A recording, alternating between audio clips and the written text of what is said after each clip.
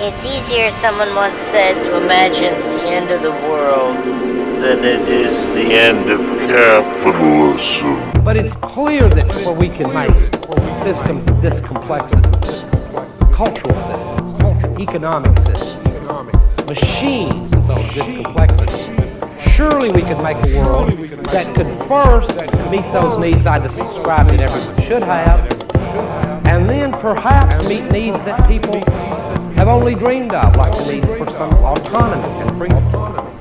The need for that little space up there, the I part, to expand a little bit. Just a little. Just a little. Just a little. The socialism that could engage with the yearnings and dreamings in Miles Davis music. An aesthetic dimension. Radically incompatible with everyday life under capitalism.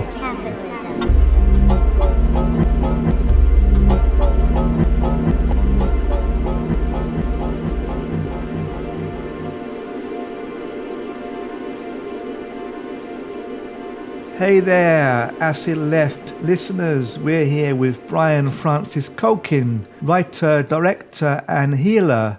Brian has written 10 books and directed 3 films. We're going to talk today about a book called On Heroin as it relates to addiction and capitalist society. Before going on to speak about Brian's healing center based in Peru, which is called The Way of the 12 Plants, and includes a plant-based diet form of healing. And we'll be talking also about an acid left kind of regular topic, that is the link between what we might call spirituality or some kind of self-knowledge and some kind of rejuvenation of the left wing. So to start all that off, I'll be passing to my regular co-host, Adam Ray Adkins. I'm Mike Watson. I hope you enjoy. Thank you, Mike. And thank you, Brian, for coming on. You know, I read. Thank you for having me. I've seen your YouTube series, the Fragment series, which I think you've released 7 out of 11 of. And I read your book On Heroin, America, Capitalism, and the Search for Meaning. Seems to me in both of those, it's like a wonderful expansion on many of the themes written about by Mark Fisher. It's also an influence for a lot of our work. In the book, you put forward this idea that the American opioid epidemic has its roots in the commodification of every aspect of social life, combined with this sensory overload in contemporary life, and compounded with intense individualization and dehumanization. In other words, the neoliberal model of managing society. Even claiming that perhaps America was addicted to the opioid OxyContin before it was even produced.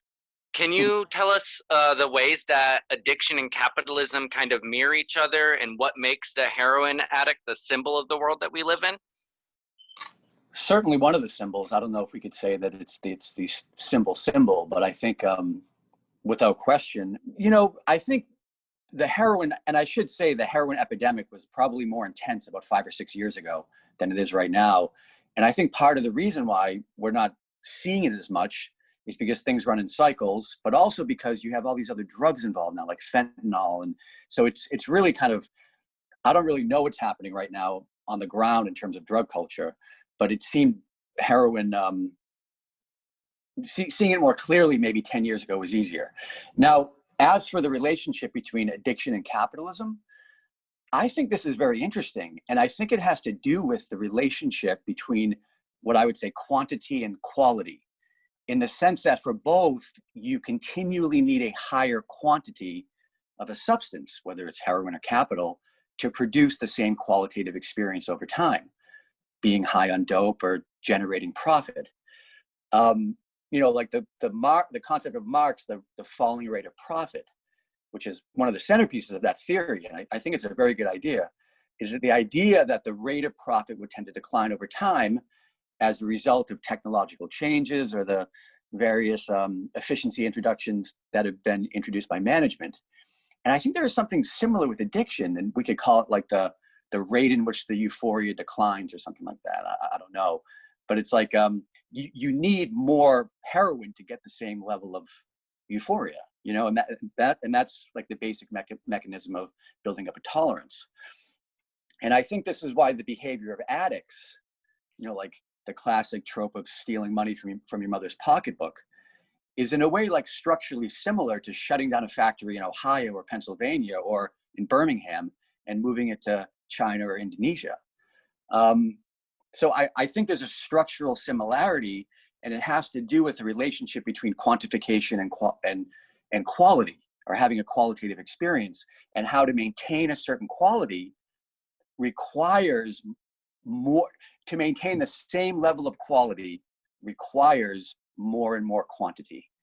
And this is, I explain this, biologically or scientifically in the book a little bit when I talk about the mechanism of how the process of addiction works in terms of heroin, of how when you inject something like heroin into the body, what it does to the nervous system. And there's tremendous similarity when you just look at this from a structural perspective of how global capitalism operates.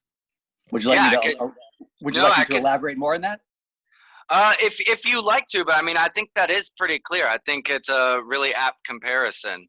And it kind of drives that there's like this psychological component to our participation within capitalism. Oh, for sure. And I think too, you could probably say that about capitalism in general, but this specific mode of neoliberal late capitalism, the sense of personal motivation that's required, the sense of this kind of all-out Darwinian competition with, it's almost like a Hobbesian war of all against all that we're having right now. This, of course, exasperates and alienates the individual in society. And, people, if people aren't feeling good, they're going to do something to try to make themselves feel better. I think that's natural. And heroin and opiate addiction has become a very popular means of self-medication. And in a way, the way I talk about it in the book, it's almost like a way to heal yourself. Of course, it's a terrible way to do it because it makes things worse. But, the opiate addiction in contemporary American society is very much a search or a desire to feel okay about yourself in a society that is obliterating solidarity, community, individuality. And in my personal opinion, individuality is based on the series of relationships that we have in our life. And if those are all monetized and instrumentalized and kind of colonized by algorithms and the forces of social media, then obviously the subjective experience of the individual is going to become pretty desperate. And I think, when heroin addiction really started in America with the introduction of OxyContin, which came on the market in the late 90s, that eventually morphed into heroin in about 2010, 2011. I mean, this was just at the time when this onslaught, or what I call in the book, the integration of computational power and global capitalism, began to become a reality. Like heroin addiction, this is not to say heroin addiction has not been around in America or in history. I mean, there was a whole generation of Civil War soldiers that were addicted to heroin. There was, like the Beat generation, William Burroughs was doing heroin in Times Square. And you had, of course, different histories of heroin epidemics in disenfranchised African-American communities in the post-war era. But what was interesting about the 21st century heroin explosion is that it kind of like dispersed itself into suburbia. It kind of went everywhere, became kind of gaseous. And that, I think, is representative of this morph of capitalism from its former industrial analog operation to this kind of digital matrix that's everywhere. And heroin became a symbol, or the heroin addict became a symbol of the person who was just unable to cope with the intensities of the flows of digital logic and capital. Yeah, the heroin addiction, like you said, in 2010, really struck my community pretty hard. I was living in Memphis, Tennessee at the time, and running like DIY art venues and whatnot. And you saw a lot of really talented, bright people go down terrible paths through it. And it definitely seems a lot stronger than the heroin addictions of the late 70s and early 80s, which my mom was a part of as well. So yeah, it's a terrible thing. But you kind of go ahead. I just want to say one thing. The shift from OxyContin to heroin happened around that time because that's when the FDA regulated the OxyContin 80 milligram pills that were so popular from, the late 90s. When the OxyContin epidemic first hit, it was concentrated in Appalachia, down East Maine, and Boston, really, suburban Boston. Those were the three first hotspots that began in like the late 90s, 2001 or so. And then by 2007, 2008, it was like all over the country. And when they regulated the 80 milligram pills, that's when you saw like the shift to heroin. And then it became really bad in like 2011, 2012, 2013. And it's still bad now, but now it's very, like everything in our world, it's very confusing now of what's happened. It's not as hard, it's much harder to generate a coherent narrative of the drug culture in American society right now than it was even 10 years ago. Right. Wow. Yeah. Down East Maine is another community that's close to my heart. I did some time with the Beehive Collective in Machias, and I definitely saw the outgrowth of some of that, not through them, but in the general area in like Bangor, Maine and stuff. The outgrowth of some of that opioid addiction there. That's really funny. My cousin was very much involved in the Beehive Collective as well. She was working. She lived up in Millbridge for a long time. You probably know. Oh, wonderful. Yeah, we'll talk about that later, maybe. Yeah. You kind of hinted at this. I wanted to talk about two figures that strike me, and they present themselves as kind of these saviors to our malaise that we're in right now. And I would say false saviors, of course. The first being someone that I've only ever known about in passing, but reading about your book, I decided to watch a lot of their videos, and it's that self-help guru Tony Robbins. And then on Heroin, you call him the prophet of neoliberalism. So Yes. Could you tell us a little bit about Tony Robbins and why he deserves that title? Sure. Well, Tony Robbins is the kind of the figurehead of the personal motivation industrial complex, which is, he's kind of the archetypal symbol of it. And I think it does go back further. If you look back in time to like, Norman Vincent Peale or Ernest Holmes, these kind of people of thinking positive. And of course, there's nothing wrong with thinking positive and wanting to visualize good things about your life.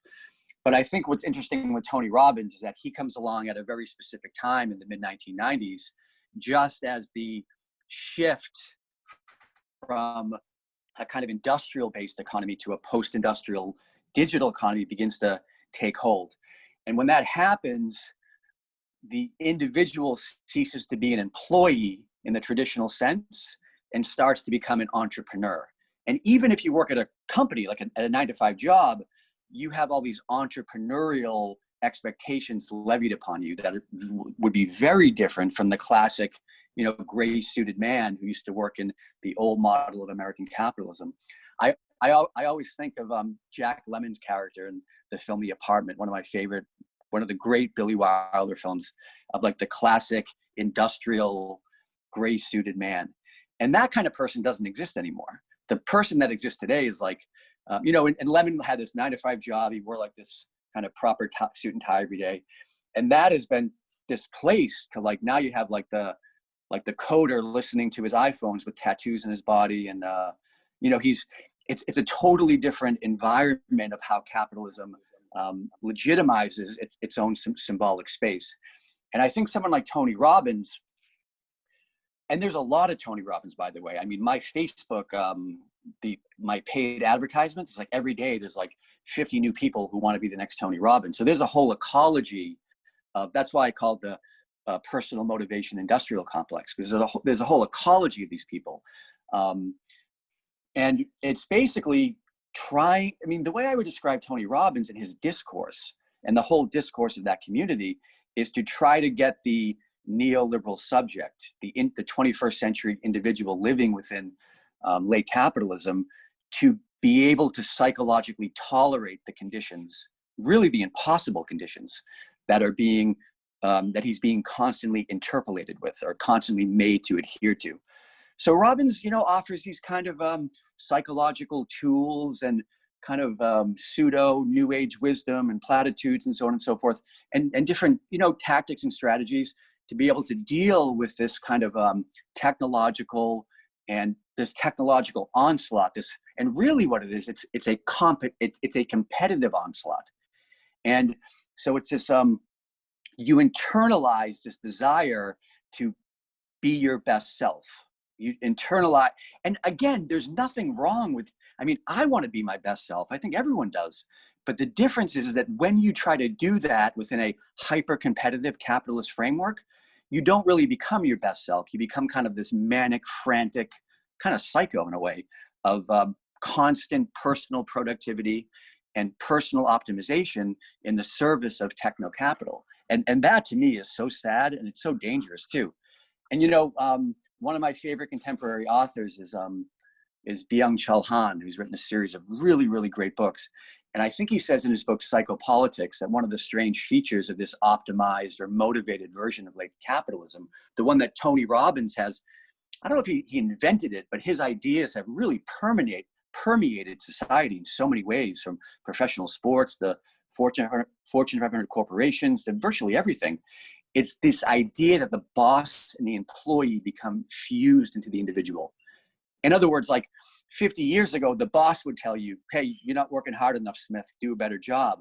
Whereas now we do it to ourselves. We're constantly attacking ourselves for not doing enough, for not working hard enough, for not being productive enough. I mean, this kind of attitude would be totally foreign to our grandparents. I mean, totally. I was talking with Mike earlier about how my grandmother's from Liverpool. I mean, I couldn't even imagine her thinking that. I mean, it would just be totally foreign to her viewpoint of life. But it's totally natural to us, and it's really natural to people who are young, like 16. I mean, people are becoming computational, I don't even know how to describe it, but they're becoming so instrumental in their outlook that everything is being reduced to clicks, likes, the generation of profit, data, so on and so forth. And this is very, very problematic and very scary. And yeah, so that's what I'd say about that, Tony Robbins. Again, I mean, I don't know if Tony Robbins is a bad guy. I mean, I don't even know if he's conscious of what he's even doing or what he's saying. What I think Tony Robbins is, what he signifies is this dissemination of a certain kind of ideology that has become kind of the maiden to 21st century global capitalism, which is personal productivity always, which is the instrumentality of human life itself, which is the commodification of everyday wisdom and everyday friendship. And, you know, like Tony Robbins says, like, sells seminars on like how to fall in love. I mean, this is, from a certain perspective, that is like, I mean, human beings from like 100 years ago would find that so unbelievably obscene. But we, as 21st century people, were like, oh yeah, cool, I'll pay for that. And actually, Alan Badu's book, In Praise of Love, talks about this, and it's so poetic what he says in his critique of that. But yeah, so that's how I think Tony Robbins figures into that. And then if you live in a society under the Tony Robbins rhythm, when you wake up in the morning and you like feel the need to be productive, and if you don't do it, you feel bad about yourself and that you're not good enough, then you get into depression, you get into anxiety, and maybe even you get into drug addiction. So that's the link between Robbins and heroin addiction, in the sense that, you know, you fall into heroin addiction. Of course, there are a lot of mitigating factors, trauma, family dynamics. You know, I don't want to reduce something as complicated as heroin addiction to a single thing. But the point I make in the book is that if you live in a society that's constantly making you that's essentially turning you into a productive machine and an ideological robot, you might very well become a heroin addict, because that experience is so painful. It's so alienating. It's so isolating. It's so disrespectful to the world and to family and to community. You very well might turn to heroin addiction as a means to cope. Yeah, you know, I think you have a unique and spot on interpretation of Robbins. Like I said, I was only vaguely familiar with him as a self-help person, and I ended up watching hours of YouTube videos, clips, old clips, new clips, his own promotional material, people critiquing him. And I'm not afraid to say it, I think he is a bit of a psychopath. But I will have to say, I did do his morning speech routine this morning of meditating, sitting in good posture, vocal exercises, jumping in a cold shower. I personally don't have a 57-degree pool specifically in my backyard for that, but so I had to take a cold shower, and I feel pretty great. No, I mean, So listen, I mean, like, no one's going to deny that these guys have some good ideas, and that's not what I right. mean, my point was not like he's some horrible guy and you shouldn't listen to him. My point was like, yeah, I mean, be your best self, take a cold shower, meditate in the morning. I mean, these are all good things. I mean, who would want to deny that to somebody? But when you sing Tony Robbins, these on the surface beneficial maxims of how to live a good life, and you place that within the confines of the, I don't even know what to say, like the global capitalist apparatus, the technological system that we're living in, it's going to be problematic because you can't live a good life in that system. You can't live a really, truly good life in that system. So you get confused, and then you get all kinds of psychopathologies and emotional dysfunctions, and really it's a spiritual malady. It's a socialized spiritual malady of narcissism, of selfishness, of thinking that your own productivity is the end all be all of human existence. Right. And in one of his promotional things where he's a big proponent of network marketing or multi-level marketing, pyramid schemes. And one of the things I saw where he was talking about the virtues of that, he basically said that biologically only certain people are cut out to be successful businessmen. But luckily nowadays you can be, a franchise network marketer, and that way you can enjoy the success of a successful businessman without taking on the full responsibility that your, beta mind can't handle or something. And I was like, this is dangerous shit. Like there is some really scary underlying thoughts there. Yeah, I mean, Zizek would say about that pure ideology. I mean, you can almost see a meme of his face saying pure ideology. And yeah, I mean, that of course has to do with the de-hierarchization of capitalism and kind of making it, that's like Mark Fisher's idea of capitalist realism. It's everywhere. It's no longer just the company boss.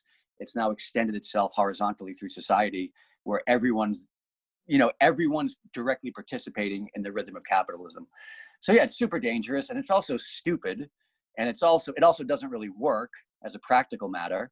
But I think he's probably right that, I mean, in terms of just, I don't think everyone is cut out to be a businessman. You know what I mean? So I think he's probably right to a point about that. But I think by trying to ideologically mask it through networks probably does a tremendous amount of damage to society. And it also takes away from like actual productive work that people could be doing. I mean, one of the things in America that's so crazy is that there's such a lack of like labor, like people who can do shit, like, carpenters and plumbers and stuff like that. I mean, because people get involved in these network scams and, wanting to, whatever they want to do. They're caught up in the ideology of Tony Robbins, basically, of neoliberal, hyper-competitive capitalism.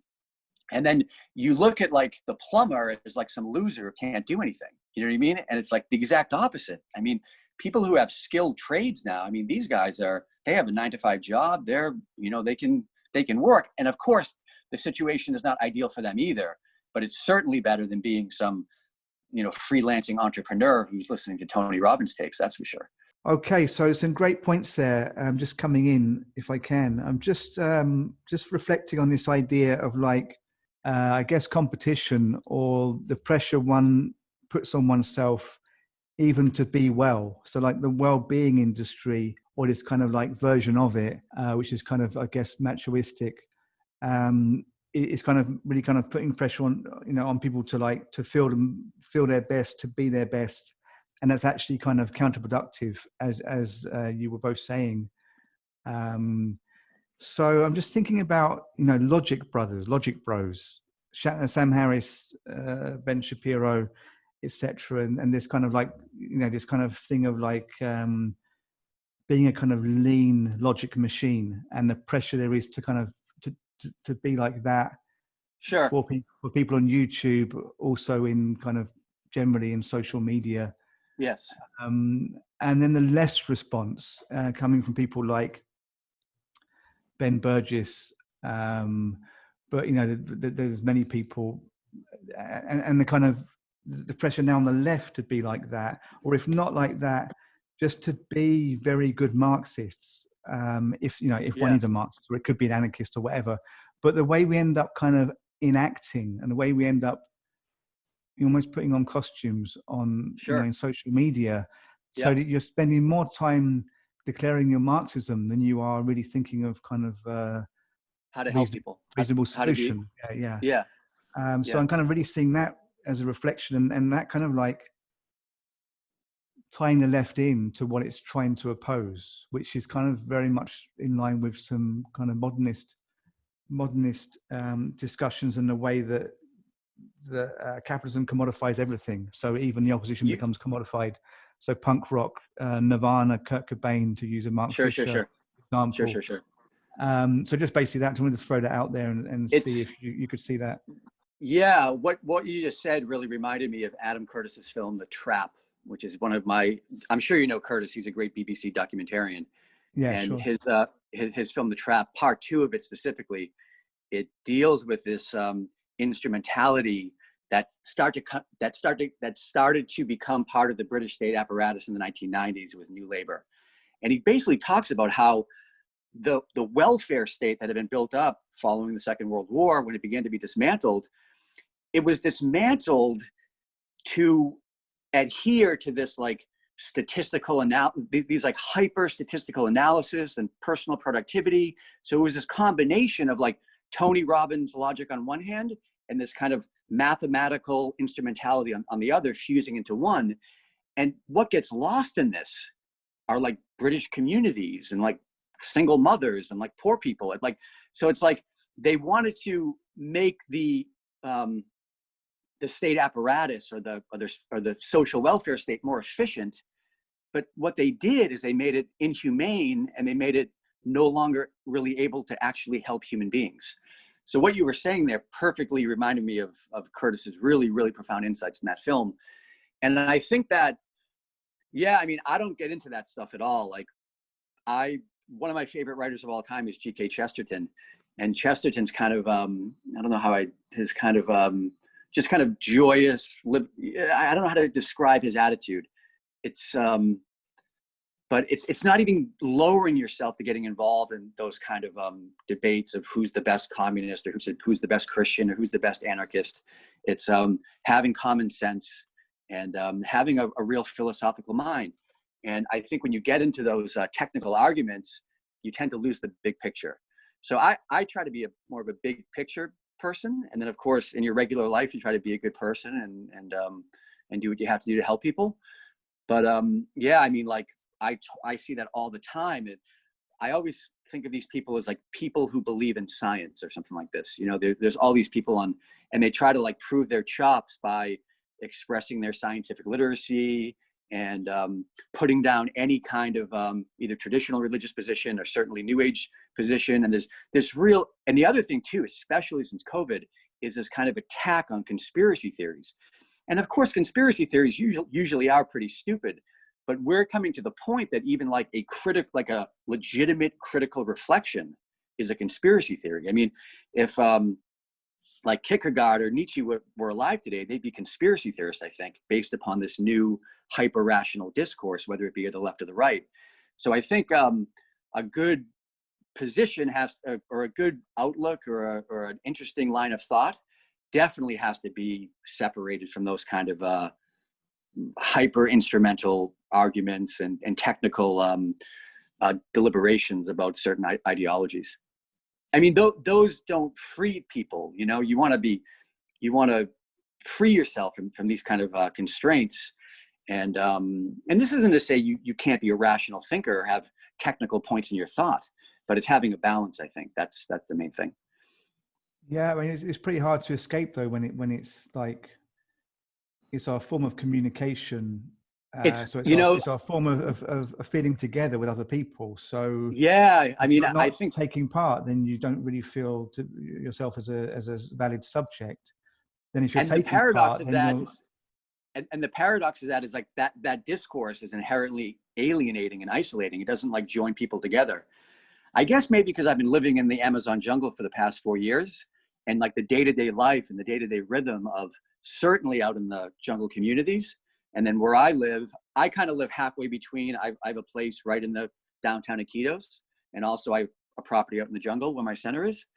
And it's just not like that down there. Like people, jungle people are by no means neoliberal subjects. You still have this real kind of gesture of humanity that's still there. So you don't get into these kind of weird technical, it's not part of the culture down there. So I think for me, I'm kind of grateful because my day-to-day life is not immersed in that kind of environment. I definitely see it on social media and stuff like that. And I just tend to not even get involved with it really. You know, I just don't even bother to engage with that kind of stuff. But that to me will take some kind of feat of character in itself that I guess needs some training of the mind, because it's like, you know, you're a writer, so you want people to read your books. So how do you know they're reading your books if you're not engaged in social media to see if people are reading your book? You know what I mean? It's like you want to get your stuff out there. So no, I'm saying you're not doing that, or you're not aware of how people are receiving your books. But we're kind of pretty much tied into this thing, and to turn around and go like, well, I don't really, you know, I'm not. No, I didn't mean it's quite difficult. Well, I mean, I don't have Twitter or anything like that, but I mean, I have a small YouTube channel I just set up, and I started to make videos, and I make Facebook posts all the time, but I make them on my terms and write what I feel or think or my own analysis.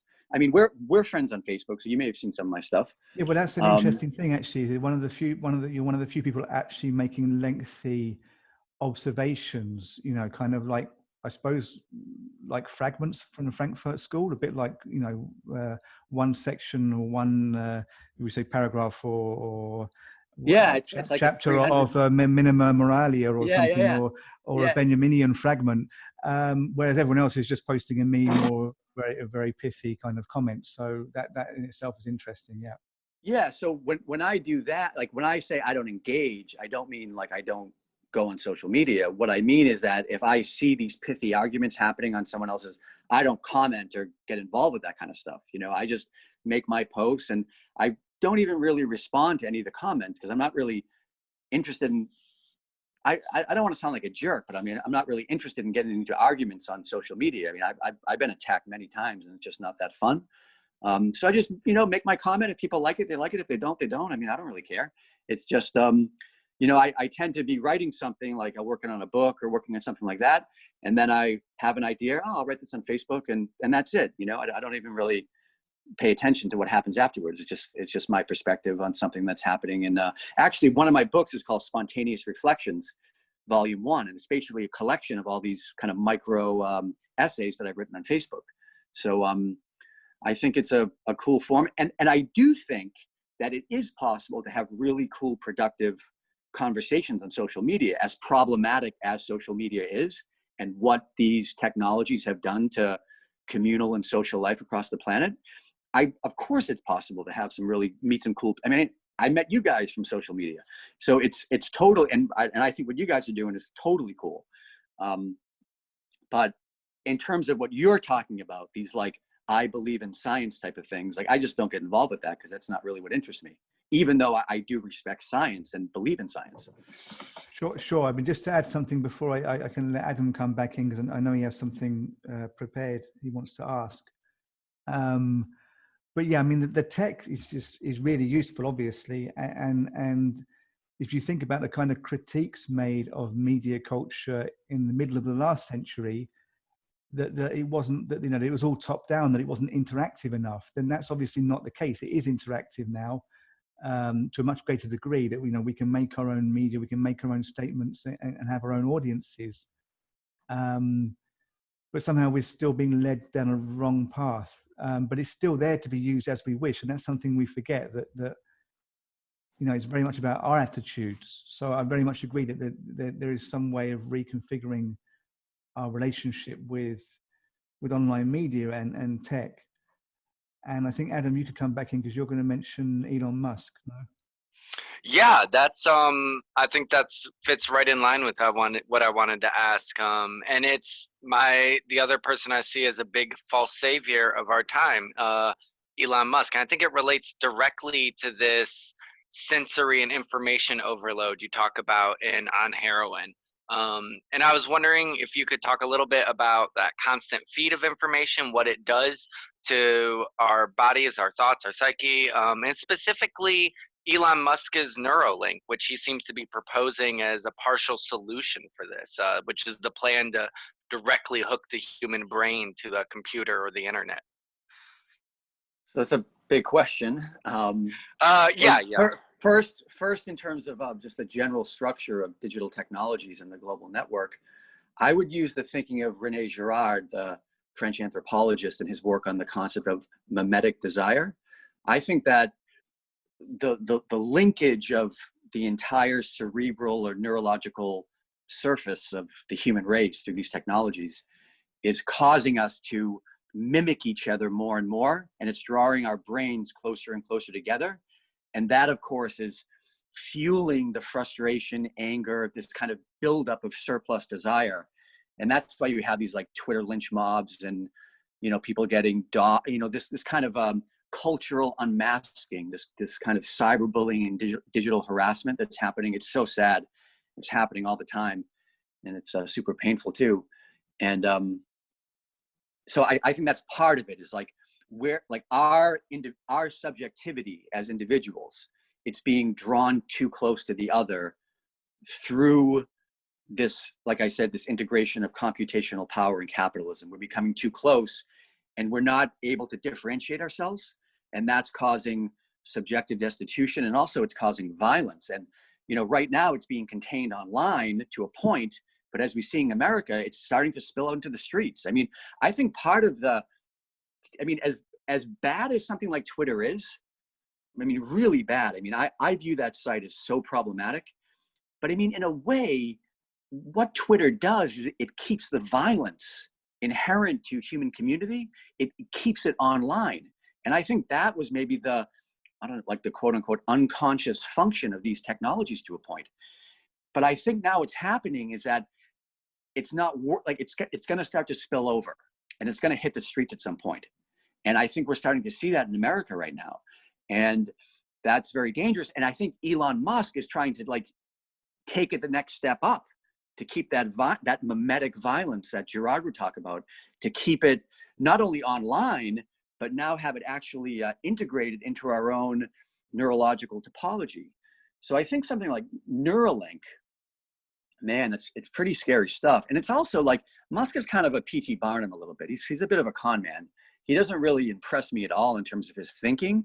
I think he might be a good coder and understand how he certainly understands how technology works. And he's certainly, I don't know if I'd say charismatic.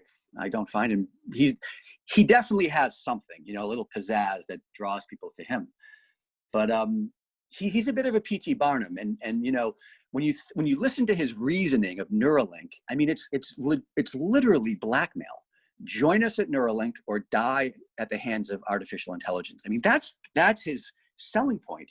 And that's a really dangerous proposition if you actually stop for 2 minutes to close your eyes and think about what he's saying. It's really scary. So I certainly am not going to get implanted with one of Elon Musk's microbes or microtubes, but I think it's part of the overall trajectory of the neoliberal technological train that's kind of driving 21st century history, which is trying to integrate the subject or the individual more and more directly into the rhythm of both the global technological apparatus and the motion of global capitalism. And when you do that to a person, my God, it is so horrible.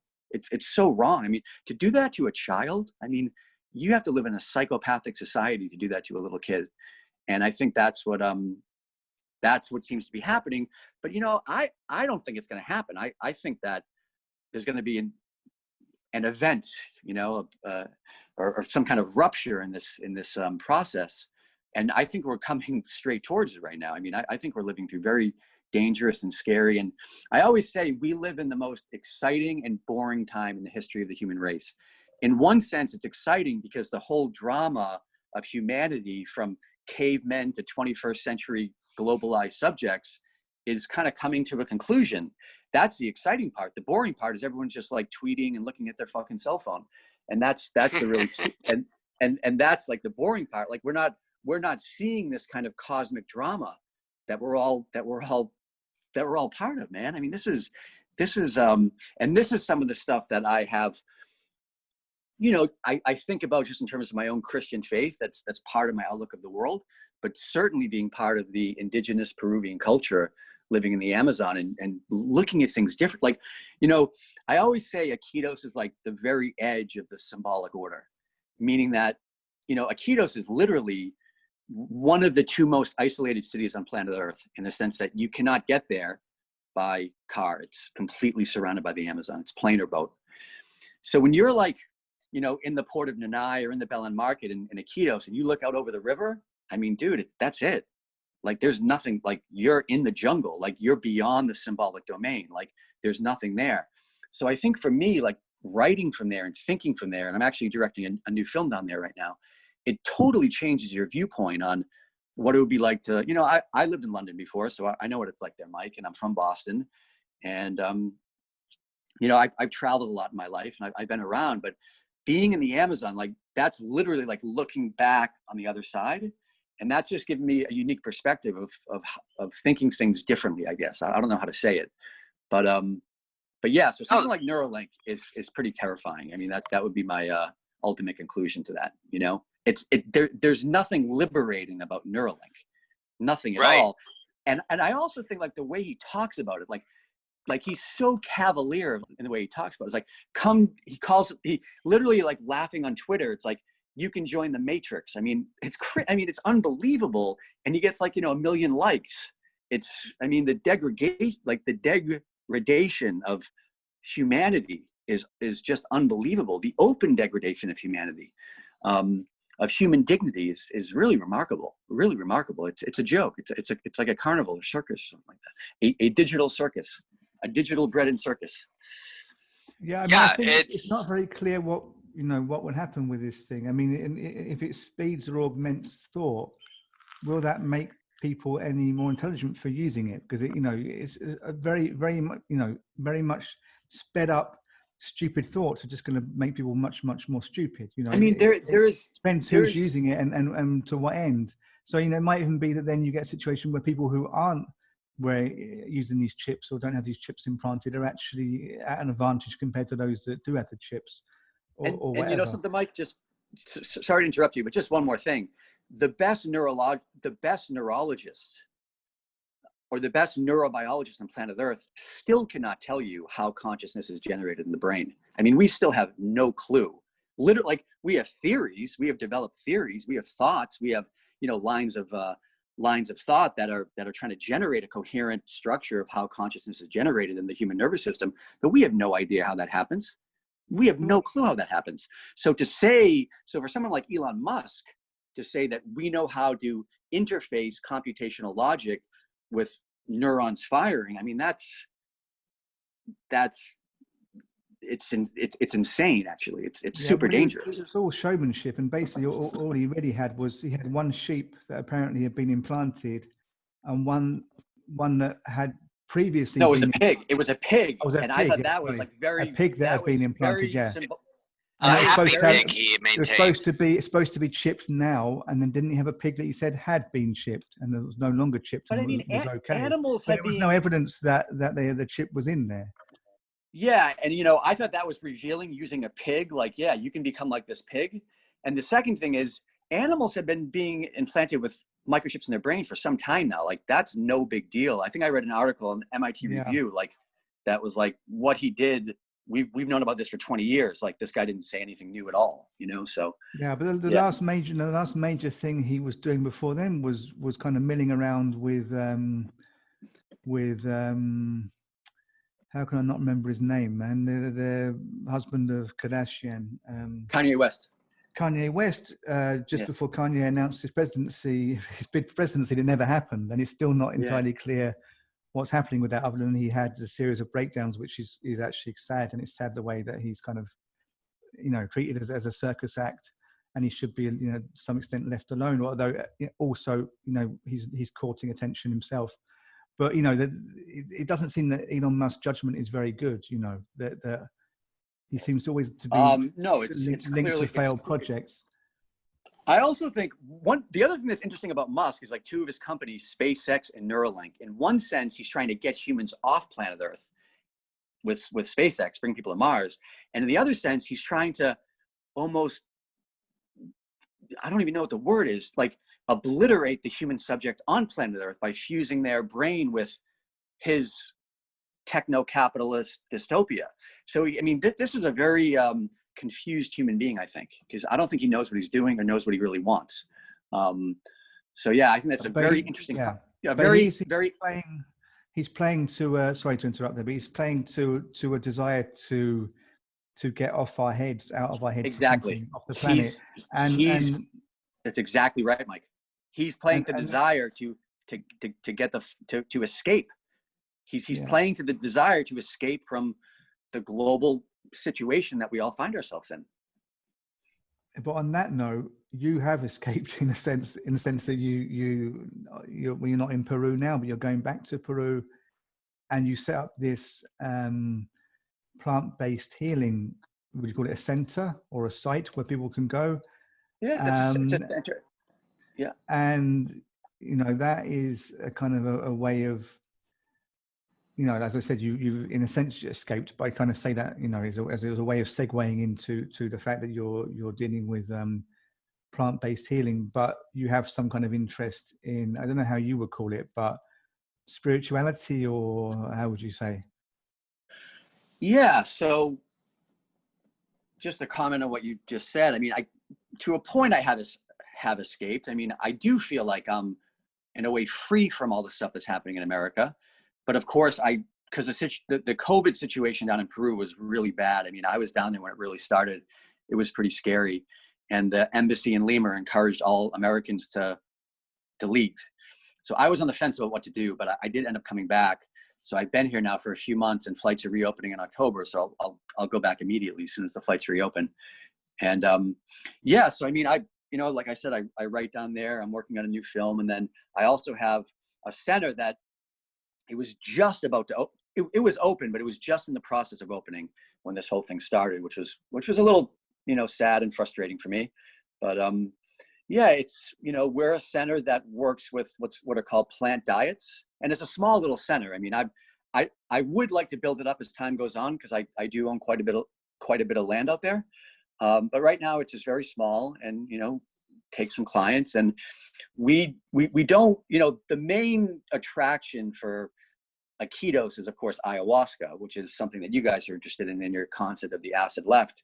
Aikidos is basically ground zero for the global ayahuasca trade. There's a lot of centers down there, a lot of big centers, and a lot of good centers that do really good work. So you see a lot of people coming into Aikidos these days.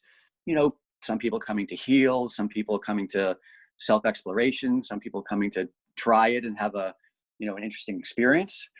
But I think that so my center doesn't work with ayahuasca. We do what's called plant diets, which is a system of basically drinking a tincture of a certain plant or tree every day, and having a kind of an eliminatory diet: no salt, no sugar, no meat of any kind, and basically fasting for a whole week, like a bowl of soup at night and a bowl of fruit in the morning, while you engage with this certain plant, depending on what you're looking to address.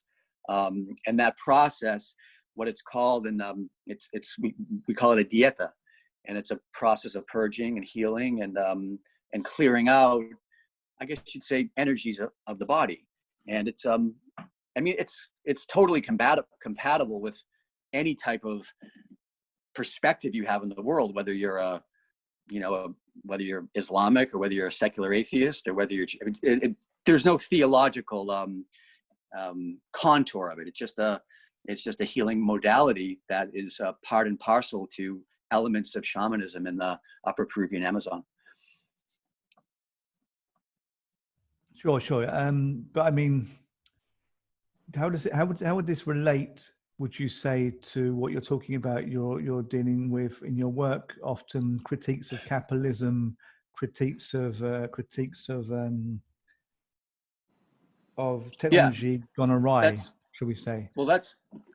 I guess it relates is because these, and it's not just capitalism and technology. I mean, any system can hurt people. But I guess the point that I think of, I guess like maybe 10 years ago, I would have said you have to psychologically or spiritually heal the world for things to get better. And then maybe 5 years ago, I would have said you need to materially address the problems of, you know, corporations or whatever, to change the political landscape of the world. And now I'm kind of back to, you really, like, a society of sick people, a society, like a sick culture is going to make sick solutions. So, I mean, for me, I think and this is something, I don't know if you guys are familiar with Franco Barati, Bifo Barati, but his last couple books, like Breathing, The Second Coming, they're really great. And he talks a lot about the need for the left, especially because he's a figure of the far left, to integrate some kind of therapeutic process into their politics. And I think that healing has to be front and center right now, healing. And I think that if, you know, people are, you know, you look at what's happening in America right now with, you know, these protests between the right and the left, and the common denominator is the anger. And this isn't to say like I'm not saying like people are angry and people should be angry. There's a lot of things going on in the world right now that are not very good, but there's no, I don't know, this like spiritual wisdom, or there's no like detachment. There's no desire to really heal, I guess, the situation.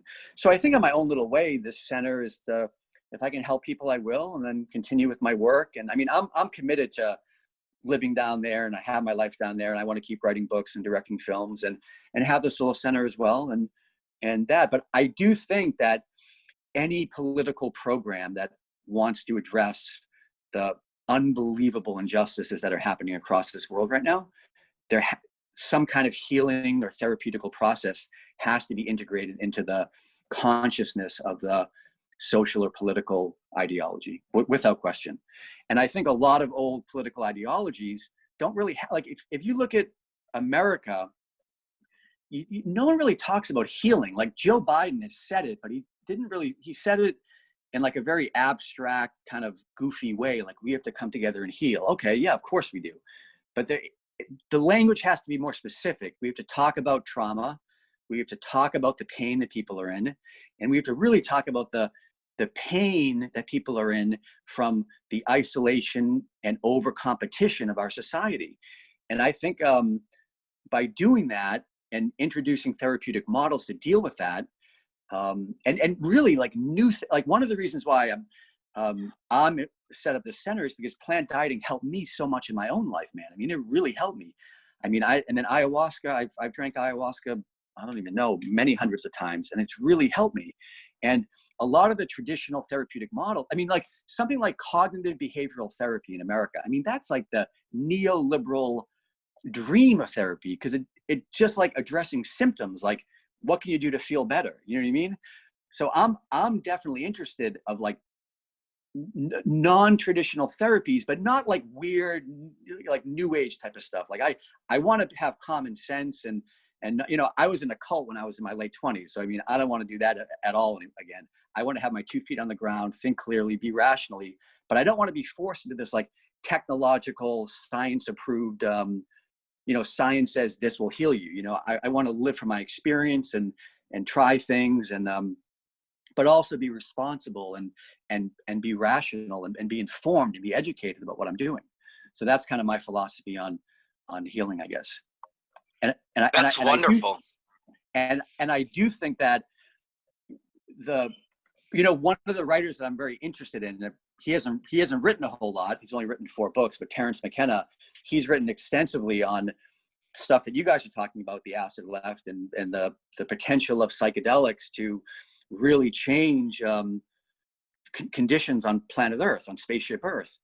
And even though there's things that McKenna's, I mean, he's crazy. I mean, he's great, but he's crazy. But there's a lot of things he says that are right on.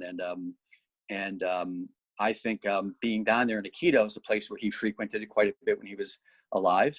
And it's cool being down there, man. It's like every day's an adventure. I mean, you go out in the boat, and I went freight hopping one time for a couple of weeks and just kind of hopped on. Aikidos is like a port city, so there's all these freights coming in and out all the time carrying cargo, and you can kind of jump on, and like there you can set up hammocks on the top, just for like, you know, regular passengers, just, you know, indigenous people that don't have money for a flight that need to go somewhere. And I remember being out. I went out there one time for about, I don't even know, maybe 10 days, 2 weeks. And it was just it was really a life-changing experience to be out in the middle of the Amazon jungle, you know, sleeping on a hammock and just being away from the world, like no technology, no nothing, in the middle of all places, the Amazon jungle, which is the lungs of planet Earth. And I think, you know, people like McKenna have had that experience too. And their writing, their writing is informed by that experience. So I think I definitely want both, as I continue to write, I want the experience of not only the Amazon jungle and the importance of the ecology of the Amazon, but also the people of Aikidos and their stories and just the day-to-day life of a city that, in my opinion, is still very human. I always tell my friends when I'm like, what's it like to live in Aikidos? And I'm like, I don't know. It's probably like living in like the Lower East Side in the 1920s or something like that. It's probably like living in the North End of Boston in the 1950s, in the sense that you walk outside and there's like kids playing soccer in the street, and there's old ladies sitting outside in front of their house, and, you know, old men playing cards and smoking. It's like the street life there is so vibrant. Like every night you walk out, there's just all this stuff happening. And it's it's a 500,000 people. And it's like, you come back, I'm from Boston, and you come back and you like walk through Boston. It's like, oh my God. It's like, you come back, it's like, you guys don't know what you're missing. I mean, it's like to live in a city, like a place like Aikidos. It's like you walk outside on the Monday night, it's like fun. It's like people are talking, and it's just like a carnival. And you come back to like these hyper gentrified American cities, and it's like walking through a museum. There's no life, there's no street life, there's no street culture. And so I think that's one of the other things that's for me has been just like, when you live in a neighborhood where you can like go outside and talk to your neighbors and like smoke a cigarette and shoot the shit and play cards. I mean, that's fun. I mean, that's very therapeutic in and of itself, you know? Yeah, that's a beautiful description of a city. I definitely want to experience that. I think I've experienced it in smaller doses. And what you said about the left needing to kind of incorporate some of that healing and address that trauma. I think that's why in the US you saw a surge of figures like, what's her name, Marianne Williamson. Even though she's a lot of flaws, but there was a genuine draw to her for those reasons. She was, in my opinion, she was dismissed by the left so prematurely. And I don't even think people were listening. They just thought like, California New Age crazy lady, don't listen to her. Meanwhile, for me, she, on the Democratic debate stage, she was the clearest, most rational, most coherent voice of everybody without question.